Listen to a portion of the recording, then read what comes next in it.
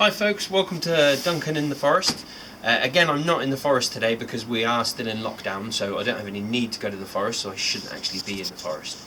But today I'm again doing a bit of firewood sorting, so following on from some videos the other week where we were splitting using a maul and a small axe. So I was going to talk you a little bit about the wood store. So these are wood stores I've got at home. So storing wood, why did we do it in the first place? So wood is, believe it or not, there's a lot of moisture inside wood. It will feel dry to touch a lot of the time, but there's a lot of moisture in the wood.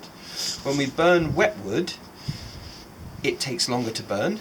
You're losing more of your heat, and you're not actually getting much heat value out of it. And also, wet wood can cause damage to your chimney, it can cause damage to your stove, and also it's going to produce more air pollution.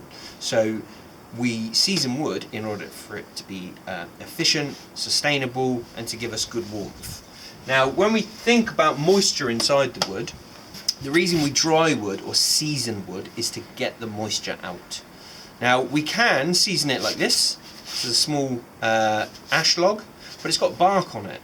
And bark is basically a waterproof blanket. It stops rot and water getting into the wood. So it will take longer to dry if we leave it as an intact log.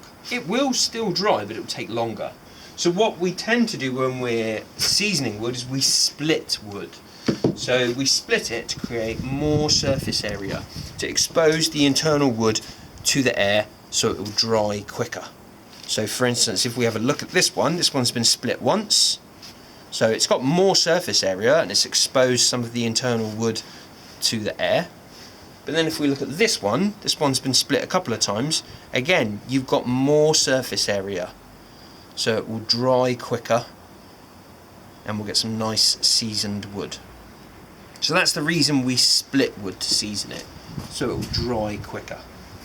Now I'll show you quickly my wood stores here at home. So wood stores, they need to be open. Mine's made out of pallets, so it's got plenty of ventilation. That's what you want, plenty of ventilation, protected from the elements at the top, so rain can't get in and so the snow can't fall onto the logs as well. Mine are also raised off the ground because again you can get air underneath, you've got good ventilation underneath. It's stacked nice and neatly. We tend to do bark side down. Everybody's got personal preferences. Most of this in here is ash. It's ash because I can get access to lots of ash that's thinned from different locations. But lots of nice open access. Ventilation is key. We don't want the moisture to sit on it, but we do want air to flow around it. Now when it does come to seasoning times, it's really variable. It does depend on the wood that you're burning. 6 months is a good seasoning time. If you can season for a year, that's even better. It depends on how much ventilation. It also depends on the species. So I predominantly burn broadleaf trees such as ash, hazel, oak, beech. So 6 months is pretty good for those species. Things like oak, you want to season them a little bit longer, but it really does depend on what setup you've got. So this one's actually all packed, ready for burning next winter.